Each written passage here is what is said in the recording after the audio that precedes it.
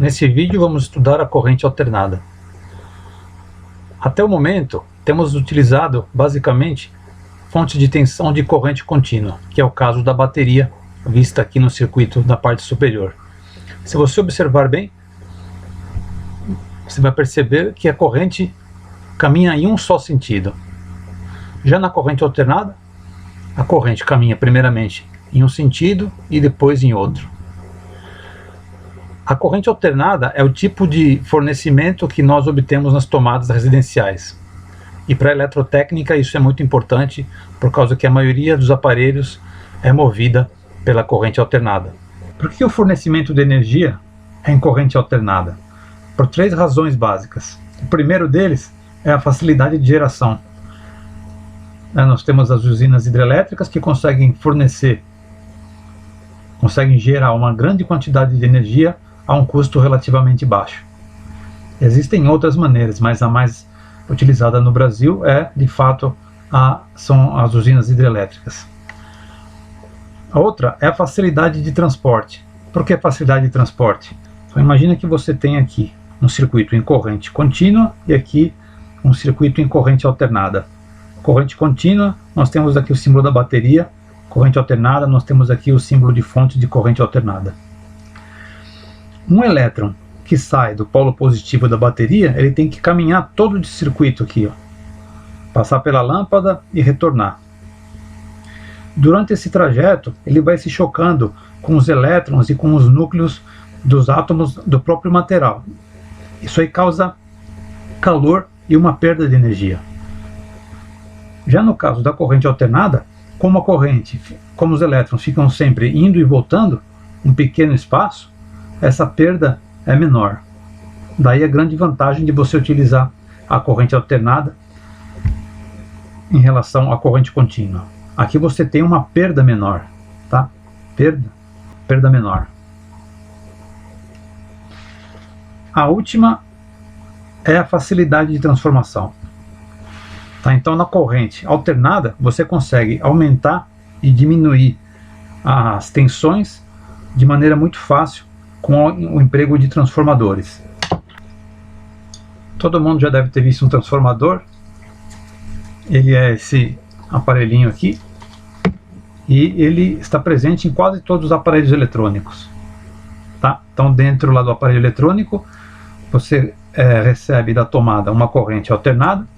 Você vai ligar aqui nesse enrolamento primário e ele vai abaixar a tensão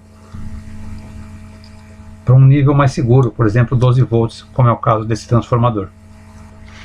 Nós temos aqui um transformador, esse aqui é o símbolo do transformador. Nós temos aqui uma tensão V1 no enrolamento primário e nós vamos ter uma tensão de saída V2 no enrolamento secundário. Eu consigo controlar com muita facilidade a tensão de saída, aumentando ou diminuindo o número de espiras desses enrolamentos aqui que compõem o transformador. Então essas são as três razões básicas do fornecimento em corrente alternada. Retornando ao simulador, nós percebemos que na corrente alternada a corrente não varia bruscamente. Ela aumenta, chega no máximo, depois começa a diminuir e retorna para o outro lado. Então essa variação é gradual e ela é feita obedecendo uma função senoidal. Essa condição de variação é natural da própria maneira como a corrente é gerada, lá na usina hidrelétrica. Esta flecha representa a direção e a intensidade da corrente. Primeiro, a corrente é máxima em uma direção. Depois, decresce, torna-se nula. Cresce na outra direção, decresce de novo.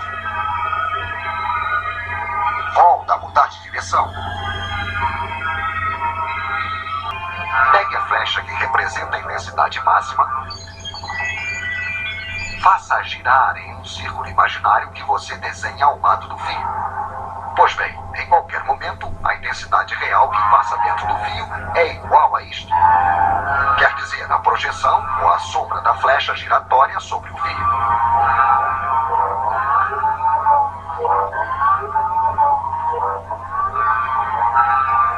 Podemos metros até fazê-la traçar uma curva.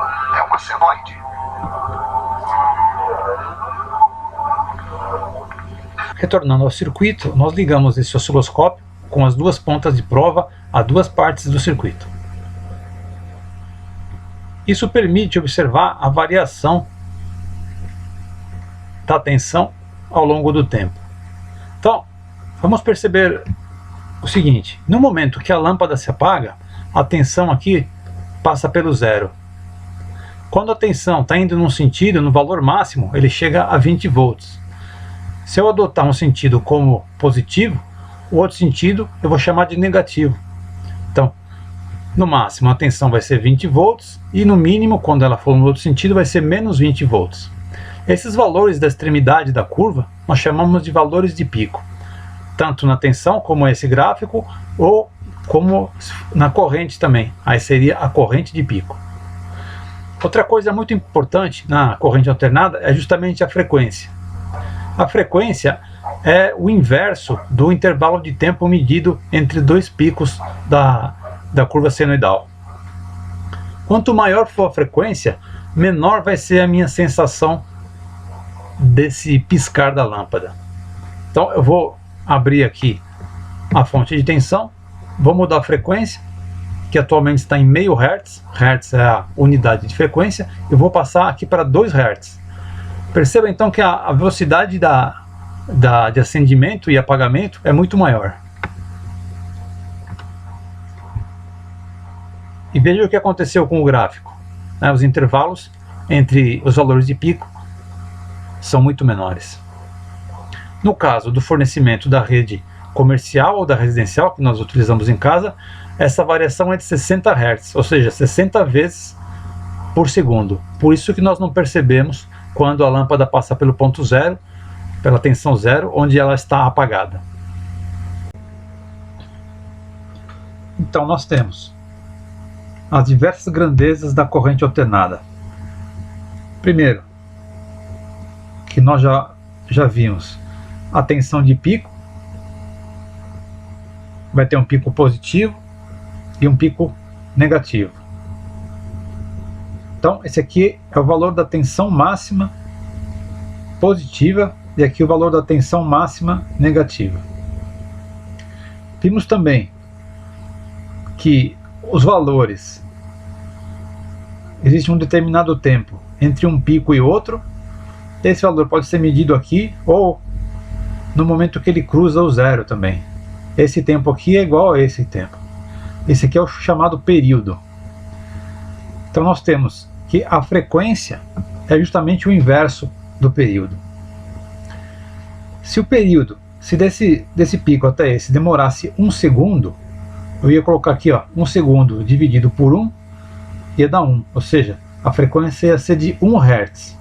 Então temos valor de pico, período, frequência. A próxima seria o valor de pico a pico. O valor de pico a pico é 2 vezes o valor de pico. Então, o valor de pico a pico é desse ponto até esse. Se meu valor de pico fosse 20 volts, que nem lá no exemplo do simulador, meu valor de pico a pico seria 40 volts. O valor mais importante de todos, gente, é esse aqui, a tensão eficaz. O que vem a ser a tensão eficaz? Então imaginem você uma fonte de tensão alternada ligada a uma lâmpada. Essa lâmpada vai sofrer a variação da tensão desde o valor zero até a tensão de pico positivo.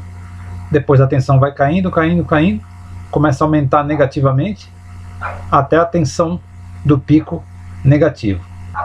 O que seria a tensão eficaz então? Tensão eficaz seria como se fosse uma média entre o valor máximo e o valor mínimo. Só que essa média não seria pegar a tensão de pico e dividir por 2. Graças a essa forma senoidal aqui, a tensão eficaz vai ser, na verdade, o que está descrito nessa fórmula, a tensão de pico dividido pela raiz de 2. E ela é representada assim, nesse retângulo vermelho. Ou seja, a tensão eficaz é um pouquinho menor que a tensão de pico.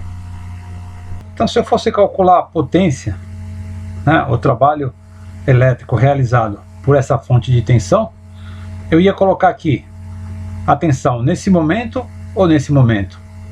Na verdade, o que eu vou colocar aqui é justamente a eficácia, ou seja, é uma média desses valores aqui. Por isso que é tão importante a gente calcular a tensão eficácia. E outra coisa fundamental também é que quando eu pego o meu multímetro para medir a tensão, na verdade, o que eu estou medindo de tensão aqui, ó, é o valor eficaz. Não é nem o pico, nem é em determinado instante. A tensão eficaz. Esse aqui é uma fonte de alimentação para um roteador que eu tinha aqui em casa. Se olhar de perto aqui, ó, ela está dizendo que a tensão de entrada é 120 volts corrente alternada, tá? Se eu estou dizendo aqui que ela suporta 120 volts corrente alternada, essa aqui é tensão eficaz. Vai ter um determinado momento que ela vai estar suportando um valor maior do que 120 volts. Como é que eu calculo esse valor? Esse valor seria a tensão de pico. E aqui meu 120. Então basta multiplicar aqui raiz de 2 vezes 120. Raiz de 2